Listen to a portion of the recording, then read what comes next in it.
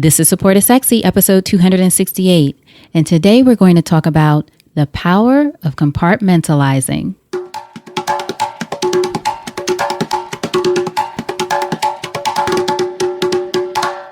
Welcome to Support is Sexy. I'm your host, Elayne Fluker, entrepreneur, author, and founder of Chic Rebellion Media.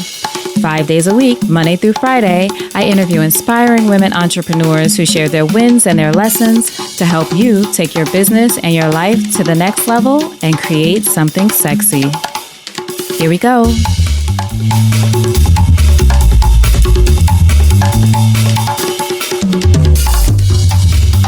Hi everyone, welcome to a new episode of Support is Sexy. I'm excited to have you here. It just would not be the same without you.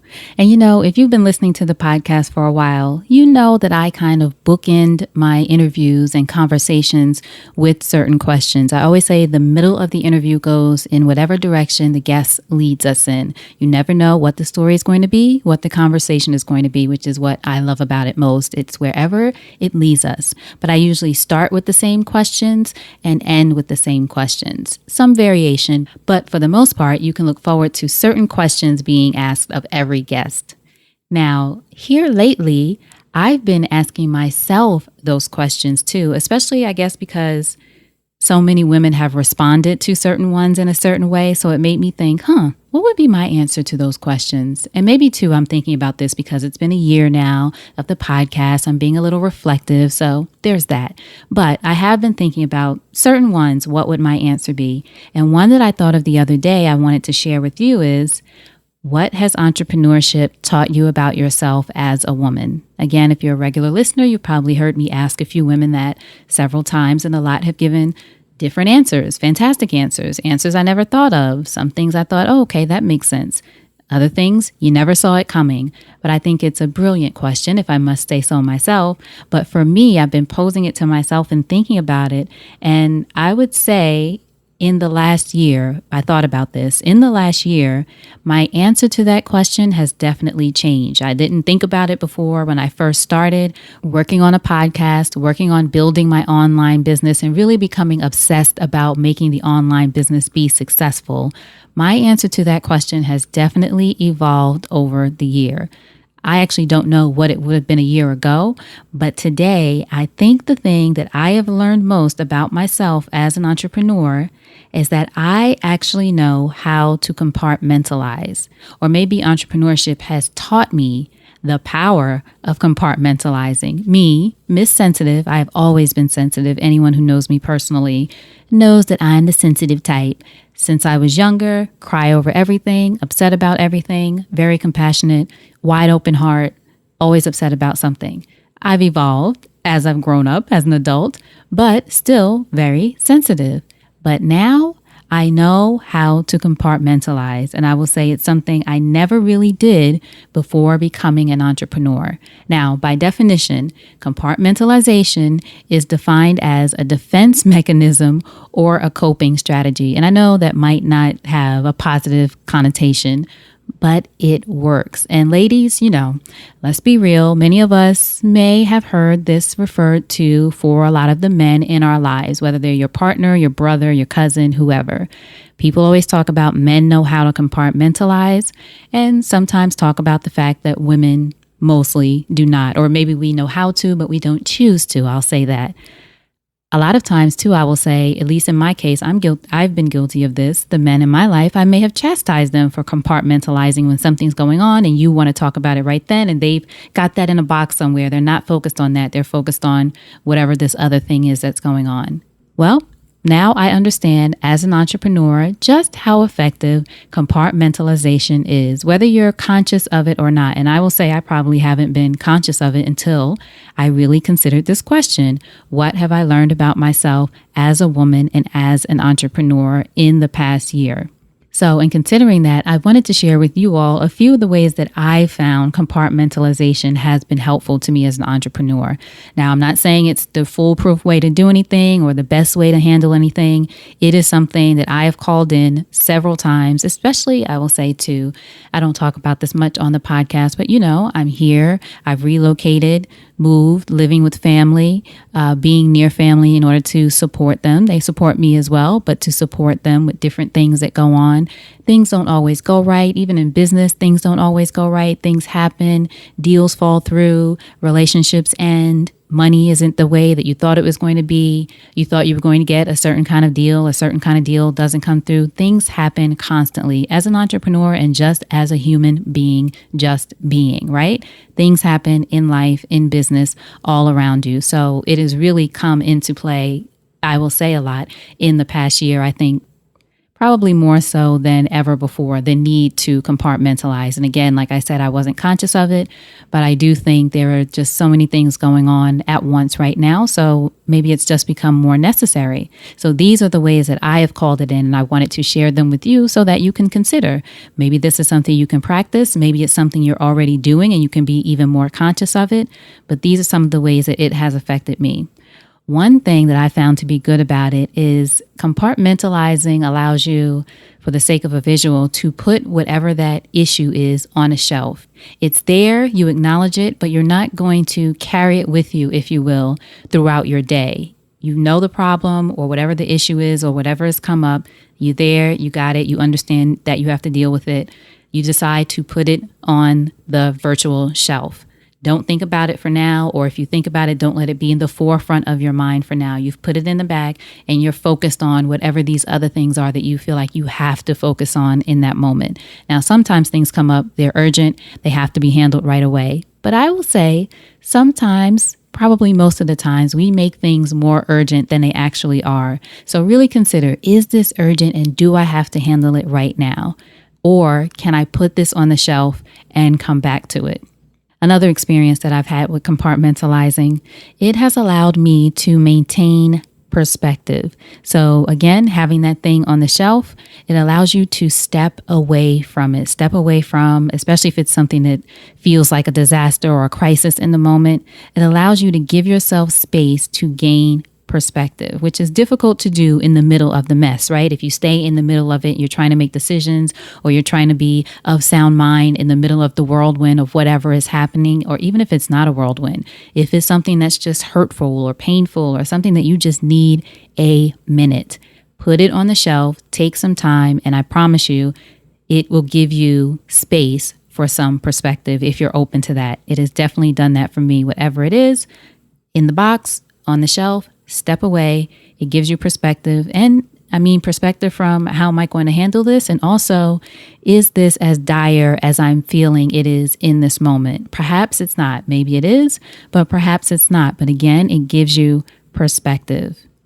Compartmentalizing also keeps whatever that thing is from poisoning the rest of your day. I will tell you, I used to have things happen before and it would be all consuming. Big things. I'm not going to say I'm petty, not small things, but big things of, I can't even think of what it is. Who knows? A breakup, or like I said, a deal falls through, or somebody's acting crazy in your business relationship or a partnership and you have to end it. And it just feels like the end of the world, and you make it the end of the world because you let it filter into other parts of your day, your life, your business, as opposed to, again, putting it in the box. I think putting it in the box, putting it on the shelf, keeps it from poisoning the rest of your day, your relationships. It lets you keep energy focused on the things that are working, right? Because so many times we can end up putting all of our energy into the thing that's not working, which makes the things that are working fall by the wayside. Instead, compartmentalize in that situation if you can and focus on what's working. Don't let that one thing that's going wrong be the ruler of all else. You still are in control, so you get to decide what you focus on. Focus on what's working. You're going to get back to that thing, but perhaps it doesn't have to be the number one thing on the list right now. Another thing that I found with compartmentalizing, it forces you to continue to show up. That is what I actually am most grateful for about being able to do that, being able to put that thing in a box on a shelf for now, because I can focus on showing up. I mean, this is especially good for you if you're doing work that is greater than yourself, which I know so many of you are. It's not just about you, it's about something bigger than you. Or if you're someone who is committed to service. I mean, such is the case for me with the podcast. I cherish my relationship with you all. I sincerely do. I value your time. I value your trust. I am committed to showing up. Even on the days when I either don't feel like it, or as I said, the days when something goes wrong with family, or somebody's sick, or some kind of other crisis of the moment, I still figure out how to show up. Not that I want any reward for this. It is something that I have committed to doing. And I think compartmentalizing allows you to be able to continue to do that again and again as things keep coming up again and again. Now, I will say I'm not always perfect, but I am present, and I put whatever I can aside so that I can show up and be the most present that I can. So for you, compartmentalizing can allow you to continue to show up. You're not going to take to your bed because this thing has gone wrong unless you're sick. Otherwise, you're going to get up, keep going, know that that thing is there, but it's not going to stop you from focusing on showing up. You have to continue to show up. And I believe, not to get too woo-woo, but as you continue to show up and you say, this thing isn't going to stop me, you're putting energy again into what's positive, into what's working. You're keeping it moving, and the universe will follow suit because you are continuing to focus on building the business, loving your family, keeping your relationship alive, whatever the thing is of the moment that you're focusing on instead of this other issue or crisis of the moment that's going on. You're focusing on showing up. Now, another thing about putting the thing on the shelf and compartmentalizing is it lets you go back to it and resolve it, renegotiate it, or forget it. The thing is, you get to make a decision about how you're going to handle that thing. And again, outside of the fuss, the whirlwind, the crisis mode, instead of doing it in that space, you get to step away from it, as we said, and then you can go back to it, resolve it, renegotiate it, or forget it.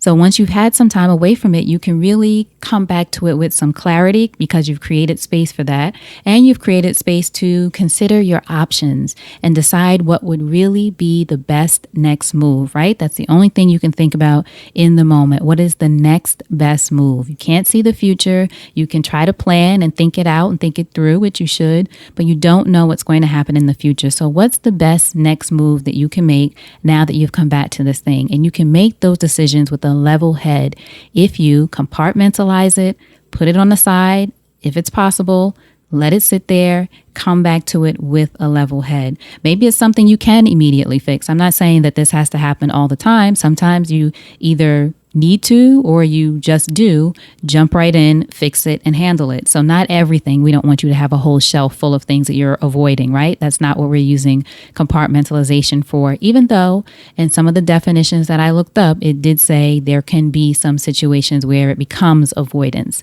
I'm not encouraging that at all. I'm encouraging you to have control over it and to know that you have some options, right? It doesn't have to, again, take over everything. So maybe it is something that you can fix in the moment, but if not, the thing is, this allows you to focus on solutions and determine if this thing, whatever is that thing of the moment, is a priority. You might decide, you know what? This is an issue, but it's something that I don't need to fix this week, this month, this quarter, this year. You get to decide, though, with a clear head, what decision you want to make about it. It's your decision. And lastly, I will say about compartmentalizing, it helps you take the failures, the disappointment, the setbacks, which is all a part of business, right? Part of life, really. It helps you take those things in stride. I have definitely experienced a combination of all of those things throughout the year. Again, it's part of business. I don't think I'm anything special. It just is what it is. Things happen or don't happen. Deals come together, deals fall apart. You have contracts, you have negotiations, they fall apart. Things just happen, but you have to keep going. And I think compartmentalizing, as opposed to going to the mental space of this deal fell apart, so this means that nothing I do is right, or going into this person didn't like the way I did this thing, so I just don't know how to do this, or I'm stupid and I can't figure it out and I give up. It sounds dramatic, but sometimes even if we don't go there in actual life, you know, there's a moment in your mind that might be triggered to think that way. I'm a disappointment. I can't do it. I can't figure this out. Everyone else is successful and I can't figure out how to be successful. We get into comparison mode sometimes when things go wrong. Compartmentalize it. Allow yourself to step away, get perspective, and then come back to it and know that you can take these things in stride. Don't give up. That's the thing. I'm giving you this as an example of something that you can use so that you don't give up when something goes wrong, because something inevitably will. That isn't a doom and gloom. That's just reality. It's part of life. And especially as you're growing and evolving and doing things that you're afraid to do and learning as you go, you're going to mess up. I have to tell myself this. You're going to mess up. It's not going to be perfect. You may have to redo some stuff. You're going to figure it out. I heard on some podcast recently, I can't remember who it was, but they said Entrepreneur on Fire, one of my favorite podcasts. Every master was once a disaster. I love that phrase because you become a master at things by trying and trying and trying, but you're not born a master of anything other than yourself and your own fate, right?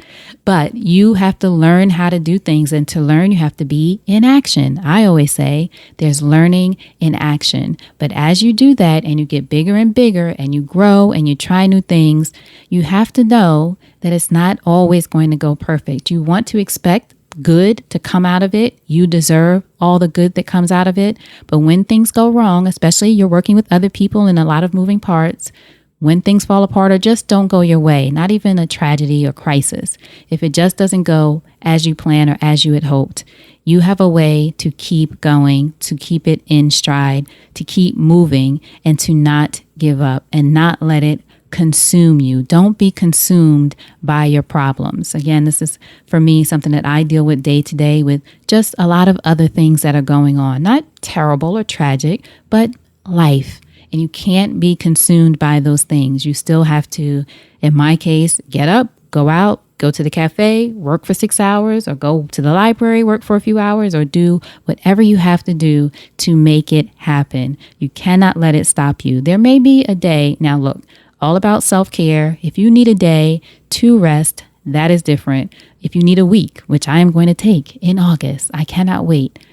Got to take it. Got to take care of yourself.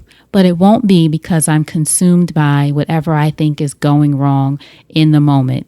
It'll be because I've made the decision to do that, and because I have everything in its right place. It's all compartmentalized. Something, again, I never thought that I would be calling into action for myself as an entrepreneur. Who knew? And I'm sure there's so much more that I'll learn even down the line. And you know what? I am looking forward to it. But for now, that is something that works for me and for you, whatever works for you. If not this, whatever else, I just want to encourage you to keep going, set the bad aside, come back, ready to kick its butt. You can do it. You can keep going. You're not going to give up. You're up to something big. And as you go bigger, well, Biggie used to say more money, more problems. But I just say going bigger might be bigger problems. It's okay. You're ready. You can handle it. Keep going. Do not give up. All right. So as always, thank you all so much for listening. You know, I appreciate you. For more, you can go to supportissexypodcast.com. And look, if you need support going through any of these issues or anything that come up for you in business as you're creating something sexy, as I always say, doing something big in the world, make sure you go to supportissexymastermind.com. I am really excited about the group. Hundreds of women in there, very passionate. Everyone is creating different kinds of businesses all around the world, all different perspectives. You want to get in this group to get support. So if you go to supportissexymastermind.com, you can see all that's included in the group.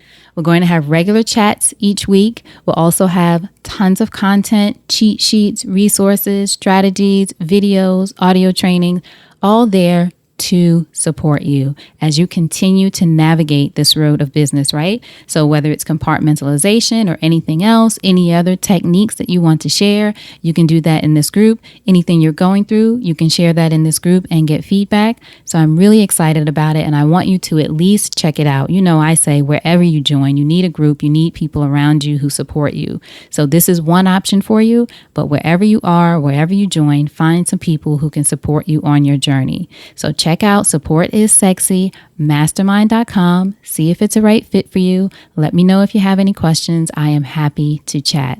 All right. So again, thank you so much for listening. You know, I appreciate you. And for now, you know what to do. Go out there and create something sexy, and I'll talk to you soon. Take care.